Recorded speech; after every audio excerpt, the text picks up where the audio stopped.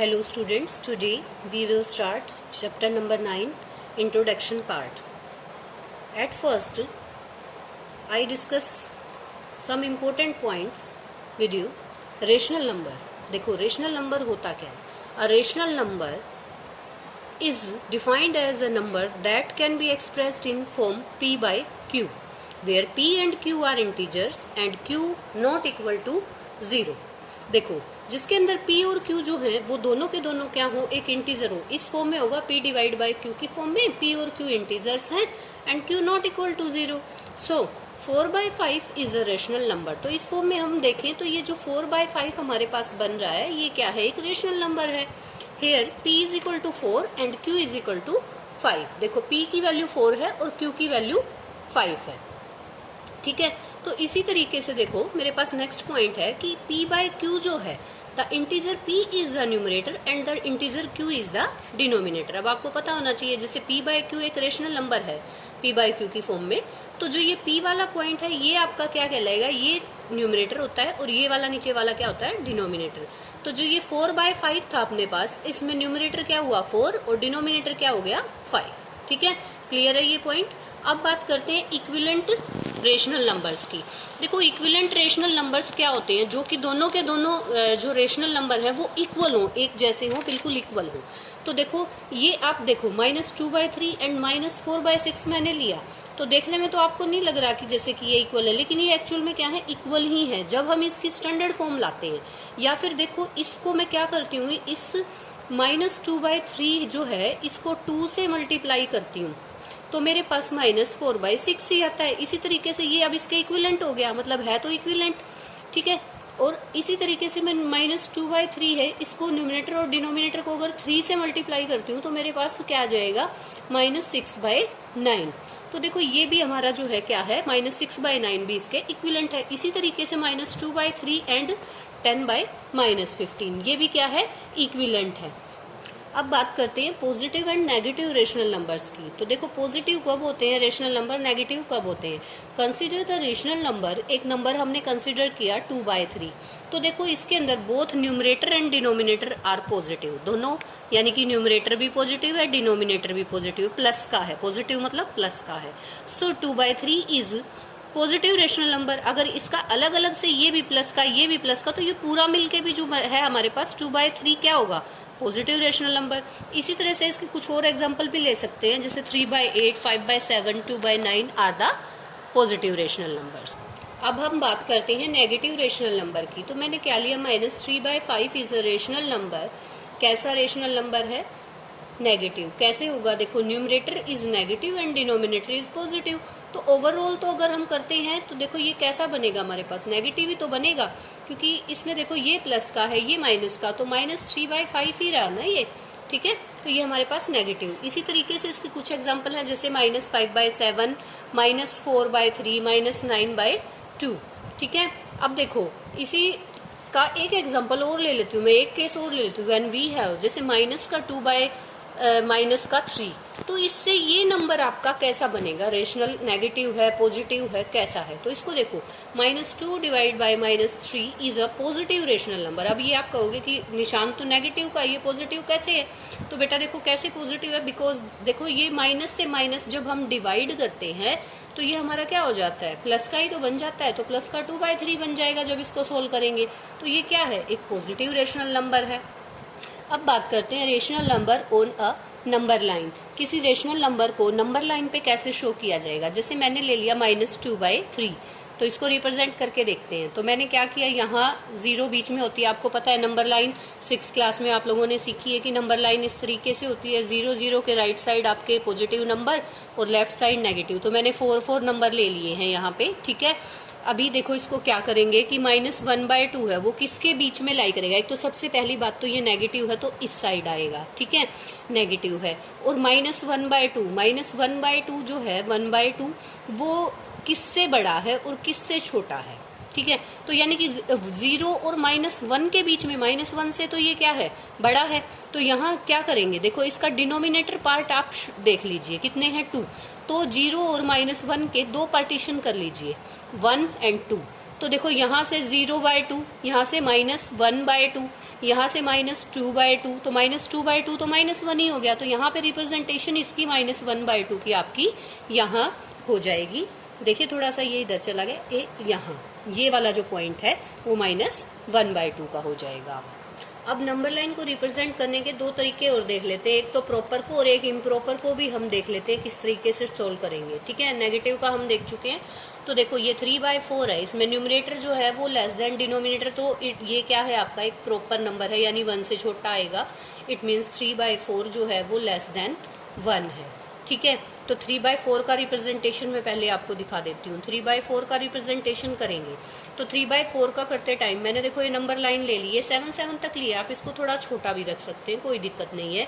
आप इसको 4 तक, 3 तक कितना भी रख लें, कोई ऐसी बाउंडेशन नहीं है कि मैंने 7 तक ली तो आप 7 तक ही लें। ठीक है, अब देखो ये 3/4 यानी 1 से छोटा है और 0 से बड़ा, तो किसके बीच में आएगा? इस पार्टीशन के बीच में आ जाएगा, ये 0 से 1 के बीच में। ठीक है, अब क्या करेंगे, इसके डिनोमिनेटर को देखो, इसके डिनोमिनेटर में 4 है, तो 0 से 1 के 4 पार्टीशन कर लो। 4 पार्टीशन मतलब इसमें 3 पॉइंट बिटवीन आएंगे, बिल्कुल इक्वल डिस्टेंस पे। तो देखो 1 2 3 4 पार्टीशन हो गए। अब 0 का तो 0/3, फिर अगला पॉइंट 1/3, उससे अगला पॉइंट 2/3, उससे अगला पॉइंट 3 नहीं 4, क्योंकि 4 पार्टीशन किए ना तो 4 लिखेंगे। और उससे अगला हमारा 3/4 और अगला फिर 4/4। 4/4 से देखो कट के ये 1 ही आ जाता है। तो हमारी रिप्रेजेंटेशन कहाँ हुई? ये वाले पॉइंट पे हमारी रिप्रेजेंटेशन जो है 3/4 की हो गई। तो इस तरीके से आपको रिप्रेजेंट करना है। ये थोड़ा सा ऐसे ही हो गया, मैं इसको बताती हूँ। जैसे 0 से 1 के बीच में आएगी, मैं आपको इजीली बताती हूँ। तो इसको 4 है ना, 4 के पार्टीशन करने हैं, तो 1 2 3, देखो ये 1 2 3 4 4 पार्टीशन करेंगे जो डिनोमिनेटर का नंबर है। उसके बाद यहाँ पे 0/4 यानी 4 डिनोमिनेटर में तो 4 ही लिखें, 1/4 लिखें, 2/4 लिखें, फिर 3/4 लिखें, ये 4/4। तो देखो 0/4 तो 0 ही है, 4/4 1 बन जाएगा। तो आपकी जो प्रेजेंटेशन है वो कहाँ आ गई 3/4 की, ये वाली। देखो यहाँ थोड़ा छोटा हो गया था तो वो ढंग से समझ में नहीं आ रहा था, मैंने यहाँ बता दिया है। अब देखो 7/3 है हमारे पास, तो 7/3 है तो हम क्या करेंगे, ये एक इम्प्रॉपर नंबर है। सबसे पहले इसको देखो इस तरह से मिक्स्ड में ले आओ। 7 को 3 से करेंगे, 2 जा पे 6 और ये 1, तो ये हमारे पास 2 and 1/3 बन गया। तो देखो यहाँ 0 से लेके 2 तक तो ये जाएगा ही जाएगा। उससे आगे आपके कितने पार्टीशन है? देखो 1/3 आ रहा है। एक तरीका तो ये हो गया, और एक तरीका अगर आप इसको नहीं अपनाना चाहें तो देखो ये कर ले कि नीचे 3 है ना, तो सभी के 3 पार्टीशन कर ले, सभी के 3 पार्टीशन कर ले। 3 करोगे तो बीच में 2 ही तो आएंगे, इक्वल मैंने कर लिए। अब देखो 0/3 1/3 2/3 3/3 3/3 1 आ गया ना, 4/3 5/3 6/3 7/3। तो 7/3 की रिप्रेजेंटेशन आपकी देखो ये आ गई इजीली। तो आप इसको भी नहीं करेंगे, फिर इस तरीके से नहीं करेंगे, आप ये करें। और ऐसे करते हैं तो 2 तक कंप्लीट करके इसके 3 पार्टीशन, तो ये वाला तरीका ज्यादा बेटर रहेगा। 0 से 1 के भी 3 कर लो, 1 से 2 के भी 3 कर लो, 2 से 3 के भी 3 पार्टीशन कर लो, और फिर 0/3 यहाँ से लिखना शुरू करो। जहां 7/3 होता है वहीं पे आपकी जो है नंबर लाइन की शोइंग हो जाएगी। अब देखो rational number in standard form. अब स्टैंडर्ड फॉर्म का क्या मतलब है? Rational number is said to be in the standard form if its denominator is a positive integer. इसका डिनोमिनेटर जो है वो पॉजिटिव होना चाहिए, and numerator and denominator have no common factor other than 1। For example 3/-6 मैंने लिया, तो 3 1 जा 3, 3 2 जा 6, तो यहाँ पे 1/-2 आया। लेकिन अकॉर्डिंग टू दिस डेफिनेशन मेरे पास डिनोमिनेटर पॉजिटिव होना चाहिए, तो मैं इस माइनस को ऊपर शिफ्ट कर सकती हूँ। देखो इसको मैंने ऊपर कर दिया शिफ्ट, तो -1/2 इसकी जो है स्टैंडर्ड फॉर्म बन गई। तो आपको भी इसी तरीके से जाना है, माइनस को नीचे नहीं रखना, इसको ऊपर, क्योंकि denominator positive according to this definition. Okay, अब एक मेथड क्या है कि rational numbers between 2 rational numbers. भाई कुछ रेशनल नंबर बताने हैं 2 रेशनल नंबर्स के बीच, तो इसमें देखो we can find unlimited rational numbers between any 2 rational numbers. 2 rational numbers के बीच में हम बहुत सारे रेशनल नंबर बता सकते हैं, ठीक है, जितने पूछे हो।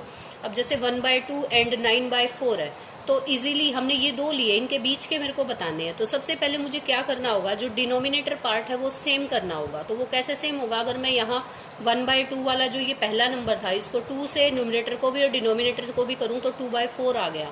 तो देखो 2/4 एंड 9/4 दोनों का जो है वो क्या हो गया, सेम बन गया डिनोमिनेटर।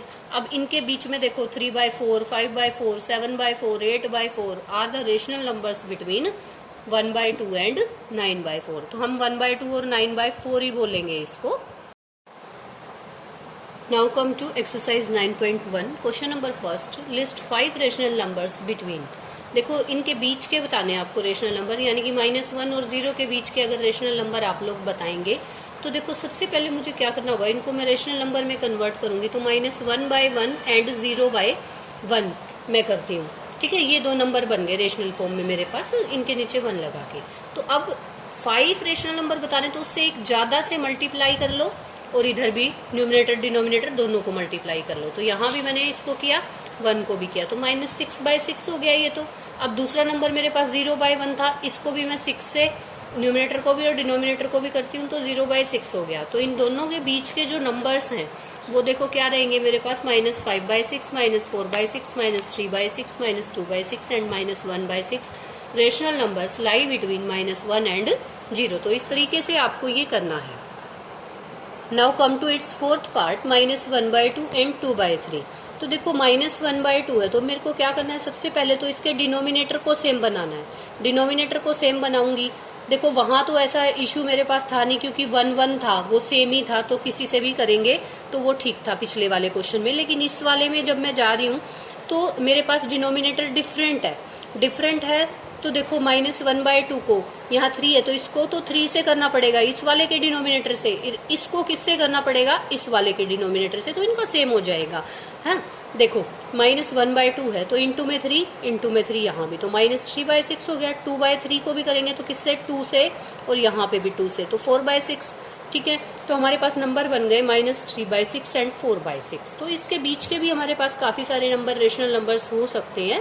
क्या कि देखो -2/6, -1/6, 0/6, 1/6 and 2/6 and other is 3/6 also. इसके कुछ जैसे आंसर्स हैं कई बार मैच नहीं होते, क्यों नहीं होते वो, क्योंकि इसके तरीके में थोड़ा सा, जैसे अभी ये मैंने स्टैंडर्ड में नहीं लिखा, अब इसका माइनस का 1/3 हो, शायद हो सकता है इसका 1/3 हो, तो इस वजह से तो स्टैंडर्ड फॉर्म में तो ये भी ठीक है हमारा। अगर 1-2 नंबर थोड़ा सा इधर उधर होता है तो जरूरी नहीं है कि आंसर में एक्यूरेट ये मैच ही हो जाए, क्योंकि कुछ नंबर इसके डिफरेंट भी आ जाते हैं कई बार।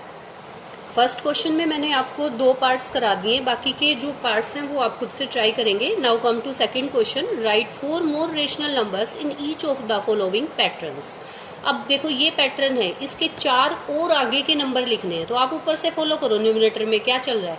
देखो माइनस है, माइनस है, माइनस, सबके आगे माइनस है। 3 2 जा 6, 3 3 जा 9, 3 4 जा 12।